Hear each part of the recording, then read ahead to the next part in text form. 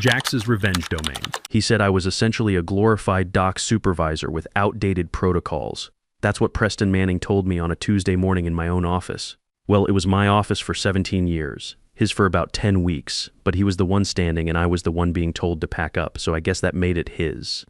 My name is Garrett Thornton. Most people call me Mac. I'm 49 years old, and until that Tuesday morning, I'd spent the last 17 years making sure $14 billion in cargo moved through Pacific Gateway Port Authority without the people in charge understanding how any of it actually worked. The marine layer was sitting heavy that morning, everything gray and muffled. The container cranes disappeared above 100 feet, swallowed up into nothing. You couldn't see the breakwater, could barely make out the end of the dock apron. The fog dampened everything. Crane alarms, container locks, tugboat horns echoing off the water like the whole port was holding its breath. I was at my desk checking barometric pressure readings on 3 monitors. Tide charts pinned to the wall behind me. Whiteboard with berth assignments in my handwriting. My radio squelch adjusted to 2.3 for optimal signal clarity. Coffee in my Navy Exchange thermos, bought in San Diego the day I retired after 20 years. Black, strong enough to wake the dead. Preston walked in at 7:48 a.m. without knocking. Had an HR woman behind him holding a tablet, looking like she wanted to be anywhere else on Earth. Preston didn't sit down. Stood across from my desk in his $200 sneakers and slim-fit jacket, checking his Apple Watch twice before he even spoke. Garrett, he said, we're transitioning to a data-driven automated scheduling platform. Your position has been optimized out. He said it like he was reading from a script. Any modern terminal runs on scheduling software. What we can't justify is paying directors' salary for what's essentially a glorified dock supervisor with outdated protocols. Then he said the line I'll never forget. We're replacing manual processes that should have been digitized 10 years ago. The HR woman's eyes dropped to her tablet, stayed there. I looked at Preston for about 3 seconds, didn't argue, just picked up my pocket logbook from the desk, small black cover, worn soft at the edges. 17 years of shorthand. Berth numbers, vessel names abbreviated to 3 letters, tide windows, crane rotations, a language only I could read. Slid it into my back pocket. Left my badge on the desk, understood. Before Pacific Gateway, I spent 20 years in the Navy, Operations Specialist E8 Senior Chief. My job was fleet coordination in real time, keeping vessels separated in waterways where a miscalculation didn't mean a late delivery. It meant people died.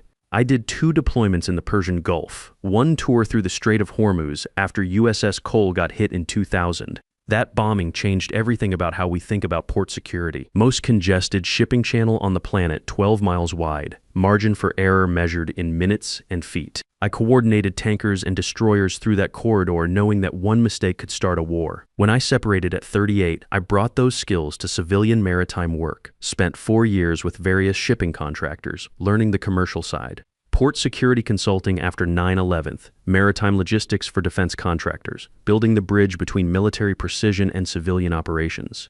Pacific Gateway hired me at 32 because I could look at a harbor full of container ships and see the tactical formation. Which vessel needs which berth at which tide, which cranes available, which customs officer processes faster on Wednesday mornings, which shift foreman runs his crew 12% better when the Dodgers win. I could sequence 40 container ships simultaneously from memory. Not from software, not from spreadsheets. From 17 years of watching, listening, remembering. 200 shipping dispatchers across 12 countries. I knew their names, their patterns, their habits. Marcus in Shanghai underestimates transit time by 4 hours every shipment. Johansson in Rotterdam won't book a Tuesday because he lost a ship on a Tuesday 15 years ago. Still superstitious about it. The pilot boat captains at Pacific Gateway respond faster if you call them by their first names and ask about their families before you ask them to move a ship. None of this was documented, never needed to be. I was always there. That port was my battle rhythm for 17 years. Crane alarms. That low repeating klaxon you hear in your sleep, container locks clanging into place, steel on steel. Deep thrum of a Panamax engine reverberating through the dock and into your chest. Tugboat horns echoing off the breakwater. Marine radio chatter from the speaker mounted behind my desk. Salt air and bunker fuel and diesel exhaust from yard tractors. Metallic smell of wet steel containers in morning fog. That was my operational environment. Every day, I built the system that kept it moving, and I paid for it. Last spring, my son Andrew got accepted to the Coast Guard Academy. 18 years old, continuing the family tradition. The acceptance call came during a vessel grounding emergency that kept me in operations until the next morning. Susan, my wife, texted me a photo of Andrew holding his acceptance letter. I was looking at a radar screen when my boy achieved his dream. I still have that photo. Look at it more than I should. Susan and I have been married 22 years. Met her when I was stationed in San Diego. She's worked maritime supply chain her whole adult life, knows the 3 a.m. phone calls, knows the holidays lost to shipping emergencies. She told me 5 years ago I should leave Pacific Gateway. I didn't listen. She knew what loyalty meant in a military family. She also knew when it was being wasted on people who didn't return it. Now let me tell you about Preston Manning. 27 years old, Stanford MBA, class of 2023. Before Pacific Gateway, he spent 8 months as a logistics consultant at Summit Analytics. Their main clients were meal delivery companies and regional couriers. The most complex vessel Preston had ever coordinated was a DoorDash driver. His father is Charles Manning, chairman of the Pacific Gateway Board of Directors. Charles created the vice president of operations position specifically for Preston. The position didn't exist before him. It was invented to put a 27-year-old with soft hands and zero maritime experience in a chair above mine. Preston arrived 10 weeks before he fired me. First thing he did was present to the board. Pacific Gateway 2.0 Digital First Terminal Operations, 43 slides. Words like scalable, data-driven, automated throughput, legacy processes. He ordered new scheduling software. 1.3 million platform designed for regional warehouses, not deep water container terminals. Never walked the docks, never sat in operations during a midnight vessel surge, never asked how the current system worked, never asked because he assumed there was nothing to ask. He looked at my operation and saw inefficiency. I looked at his software and saw disaster. After he fired me, Preston sent a company-wide email. Exciting changes ahead. Pacific Gateway is entering the next era of logistics technology. He posted on LinkedIn the same day. Day 1 of Pacific Gateway's digital transformation. Proud to lead the charge. Innovation, logistics. That evening, sitting in my truck in the parking lot, my phone buzzed. Forwarded email from Roy Whitfield, senior berth supervisor, 15 years alongside me. Former merchant marine. Roy had gotten hold of an email Preston sent to the board 3 days before the firing. Subject line: Operational Restructuring Phase 1. Most of it was buzzwords, but one line stopped me cold. We're paying directors salary for what's essentially a glorified dock supervisor with outdated protocols. Glorified dock supervisor. I read it twice. Set the phone down next to my tide charts. Looked out through the windshield at the fog swallowing the cranes. Something shifted, not anger. I'd been angry before. This was tactical clarity, the kind that doesn't burn hot, just settles cold and precise. Started the engine. I drove home that night and didn't say much. Susan knew. She always knows. Put a plate in front of me and sat across the table and waited. Andrew came through the kitchen around 9, saw my face, paused in the doorway. You okay, Dad? Yeah. He looked at me longer than an 18-year-old usually looks at his father, then nodded and went upstairs. Smart kid knows when to leave a room. Susan waited until we heard his door close. They fired you. Yeah, Preston. She set her coffee down. Didn't touch it again. What's the plan? Working on it.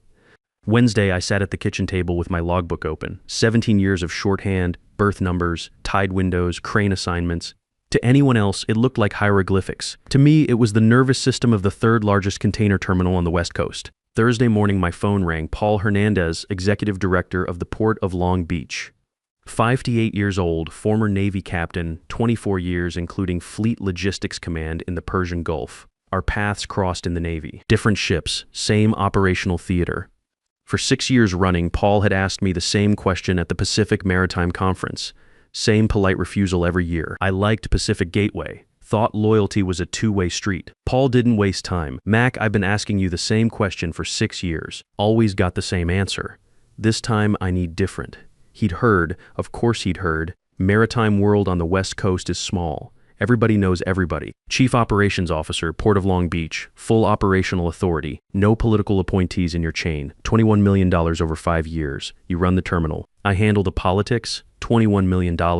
I was quiet for a long time, long enough that Paul said, "You still there? I'm here. Give me 48 hours. Susan and I talked it through at the same kitchen table where we'd made every major decision for 22 years. Same view of the harbor through the window. I laid out Paul's offer, you asking permission or just being polite, she said. What took you so long, I told Paul the next morning. I started at Long Beach 2 weeks later. They gave me an office overlooking the ship channel. From that window, I could see the vessels moving through. Could see the ones that weren't. My first week, I sat at that desk with my logbook beside me and started making calls. Not to corporate offices or logistics VPs. To the dispatchers, the 200 people I'd talked to almost daily for 17 years. The ones who decide on a practical level which port gets which ship. Corporate can sign any contract they want, but the dispatcher is the one who picks up the phone at 2 a.m. when a vessel's ETA shifts by 6 hours, and he's the one who decides whether to reroute based on whether he trusts the voice on the other end. They trusted me, always had, not Pacific Gateway me. Marcus, it's Mac. I'm at Long Beach now. Same radio frequency, same coordination protocols. Marcus called back in 40 minutes. Johansson in Rotterdam called the next day. Didn't ask about rates, just said, about time you went somewhere that appreciated what you do. One by one, they called back. Within 60 days, $822 billion in annual cargo commitments had been redirected to Long Beach. Not because we offered better rates, because when they called my frequency, I answered. I remembered their vessel draft, their crew rotation, their customs requirements. The system moved with me. While I was building up Long Beach, Pacific Gateway was falling apart. Roy Whitfield kept me updated. Short texts, no commentary needed. Day 1, automated platform assigned 2 Panamax vessels to the same berth at the same tide window. Roy caught it manually before the pilots launched. Day 3, crane allocation conflicts. Software didn't know which cranes were down for maintenance. 3-hour delay cascaded into 6. 2 vessels missed their tide window. Day 5, Longshoremen's Union filed a grievance. Software ignored the shift rotation system I'd negotiated over 17 years. Work slowdown began. By day 10, vessel queue growing. Ships I would have sequenced in rolling formation sat burning fuel at anchor, accruing fees. Day 15, 47 ships at anchor. Marine radio channels were chaos. Harbor pilots requesting priority, vessel masters demanding berth assignments, Coast Guard issuing traffic advisories. Preston held an emergency meeting, blamed integration issues, said the word scalable 6 times. By month's end, $4.7 billion in cargo rerouted away from Pacific Gateway. Department of Transportation opened a supply chain disruption review. Throughput in freefall. Roy texted me on a Thursday night, 3 weeks in. They brought in 2 consultants. Neither lasted a week. One asked me what a bollard was. A bollard, the steel post you tie a ship to. That's where they were. I was sitting at my desk at Long Beach when I read Roy's text, my logbook open beside me. The harbor outside my window full of ships, cranes working, straddle carriers moving, the low pulse of a container terminal doing what it's supposed to do. My phone rang, dispatcher in Shanghai, someone I'd talked to every Tuesday for 11 years. We went over his vessel schedule for the next 2 weeks, adjusted a berth window, then he told me his daughter had started her 2nd year at university. Civil engineering, I'd asked about her last month. He remembered that I'd asked. We laughed about something. I don't remember what. It didn't matter. What mattered was the sound of a harbor working, the hum of a phone call with someone who trusted me for a decade, and the knowledge that somewhere 20 miles south, a man with a Stanford MBA and $200 sneakers was staring at a screen full of red alerts, trying to figure out why ships wouldn't come to a port that had forgotten the only thing that ever made them come. A man who answers the radio. The board convened emergency sessions 67 days after Preston fired me. Diana Foster, the CFO, presented the numbers without emotion. She didn't need emotion. The numbers were emotional enough. 73% throughput reduction, $4.7 billion rerouted. 3 major shipping lines had terminated contracts. Not suspended, terminated.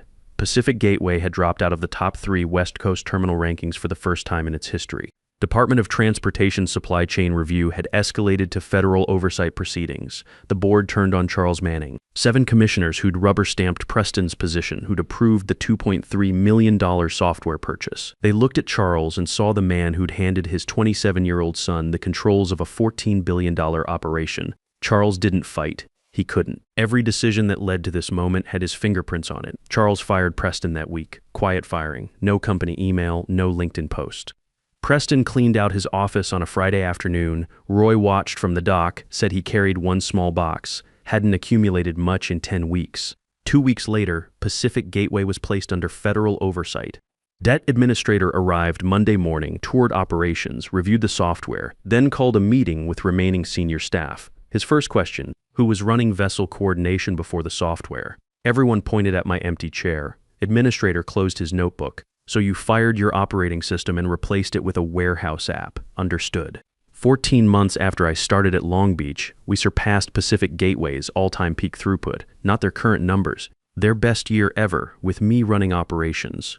The numbers told the story. $8.2 billion in redirected cargo. Market share up 34%. Roy Whitfield came over within 4 months, called me on a Sunday. I'm done watching that place die. You got room? I had room. Always had room for Roy. The Pacific Maritime Conference invited me to keynote their annual meeting. I declined. I don't need a stage. The dispatchers know where I am. That's the only audience that matters. 6 weeks after Preston's firing, my phone rang. Charles Manning. I was in my office overlooking the channel. 3 vessels moving through, 4th being guided to berth. Operations center down the hall had my people on headsets talking to dispatchers in 4 time zones. Charles sounded old, older than his 63 years. The kind of old that arrives when you realize you destroyed something that took decades to build. Mac, would you consider consulting during the federal oversight transition? We need someone who understands the systems. We'll pay whatever you ask. I was quiet for 3 seconds, could hear him breathing. I appreciate the call, Charles, but I've made commitments here. I don't break those. Click. 7 words. 14 months of consequence packed into 7 words. He'd had 17 years of my commitments and threw them away because his son called me a glorified dock supervisor. Now he was asking for them back. Preston Manning, last I heard, joined a supply chain startup in Austin junior position. The startup folded within a year. He's currently between positions. His LinkedIn still says former VP Operations, Pacific Gateway Port Authority. The dates are conspicuously short. Anyone in maritime who sees that resume knows exactly what happened. The man who fired Mac Thornton and killed a port. Last Saturday, Andrew had his first Liberty weekend from the academy, came home in his dress uniform looking like a sailor. We drove to the harbor overlook where you can see both ports. Long Beach busy with traffic, cranes working. Pacific Gateway still under federal management, half the berths empty. Dad, he said, did you really coordinate all that from memory? I handed him my logbook. Let him flip through 17 years of shorthand. Tide times, berth assignments, vessel drafts. A language he couldn't read but could recognize as something real. It's not memory, son. It's relationships. Those dispatchers don't call because they need a berth. They call because they trust the voice on the other end. Andrew nodded, looking at the harbor. Getting ready to be part of something bigger than himself, that's what the Coast Guard will teach you. Navy taught me tactics. The port taught me that tactics don't work without trust. The afternoon sun was breaking through the marine layer. Golden light on the water. Cranes working against a clear sky. My cranes now, the steady rhythm of a port that runs because someone answers the radio when it matters. Susan joined us at the Overlook, coffee in hand. She'd taken the afternoon off from Kessler Marine. First Saturday in months we'd all been together without someone's phone ringing. Remember when you said I should leave Pacific Gateway? I asked her. 5 years too late, but who's counting, she said. We stood there watching the harbor, 3 generations understanding different parts of the same thing. Andrew seeing his future in the ships moving through the channel. Susan seeing the stability we'd built through decades of 3 a.m. phone calls and missed dinners. Me seeing the proof that some things can't be automated. That evening, my phone buzzed. Text from Roy. Long Beach hit another throughput record today. Preston's replacement at Pacific Gateway lasted 6 weeks. They're on consultant number 4. I showed Susan the text. She smiled and went back to her book. You're not even surprised, I said. Mac, I've been married to you for 22 years. I know what you're worth. I just waited for everyone else to figure it out. Andrew came downstairs in civilian clothes, gym bag over his shoulder. Weekend Liberty was over. Time to head back to the academy. Drive safe, Susan said. Call when you get there. Yes, ma'am. He hugged his mother, shook my hand like a sailor. Thanks for showing me the harbor, Dad. I get it now. Get what? Why you couldn't leave. It wasn't just a job. It was your ship. Smart kid, going to make a fine officer. After Andrew left, Susan and I sat on the porch overlooking the harbor. Lights coming on across the water. Container ships moving through the channel like slow constellations. Any regrets, she asked? About leaving Pacific Gateway? None? About staying so long? I thought about that. 17 years of building something that Preston destroyed in 10 weeks. All those missed dinners, weekend emergencies, holidays spent in the operations center, no regrets about the work. Maybe regrets about not trusting your judgment sooner. She leaned against my shoulder. Well, you learned. Better late than never. The fog was starting to roll in from the ocean. Same marine layer that had been there the morning Preston fired me, but now it looked different. Not something that muffled and hid things, just part of the rhythm of living near the water. You know what they say about loyalty being a two-way street? Sometimes it takes getting fired by a 27-year-old with an MBA to realize you've been driving the wrong direction for years. If you've ever built something with your hands and watched someone with a spreadsheet try to improve it, you know exactly what I'm talking about. The good news is this: competence has a way of finding its value, even when the people in charge can't see it. Subscribe if you want to hear more stories about what happens when experience meets disruption. And remember, they can automate the schedule, but they can't automate the handshake.